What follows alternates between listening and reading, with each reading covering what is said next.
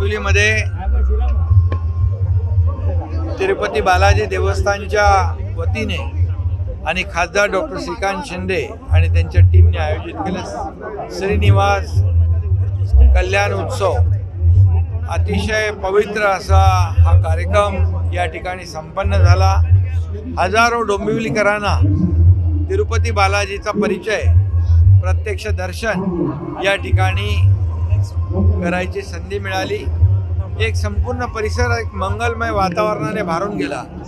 एक संपूर्ण परिसर एक लोकांना एक पवित्रमय या ठिकाणी अनुभूती आली आणि सगळ्यांनाच तिरुपती बालाजीला जाणं शक्य होत नाही, म्हणून हा कल्याण महोत्सव आज या ठिकाणी खासदार डॉक्टर श्रीकांत शिंदे आणि त्यांच्या टीमने आयोजित केल्याबद्दल त्यांना मी धन्यवाद देतो, त्यांना शुभेच्छा देतो।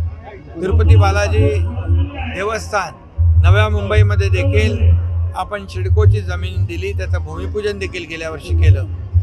तिथे देखील आपल्या महाराष्ट्रातल्या तिरुपती बालाजी जे भक्त आहेत त्यांना दर्शनाची संधी मिळेल आणि एक खूप या महोत्सवामुळे एक वातावरण, एक आगळं वेगळं वातावरण, मंगलमय पवित्र वातावरण या ठिकाणी निर्माण झालेलं आहे।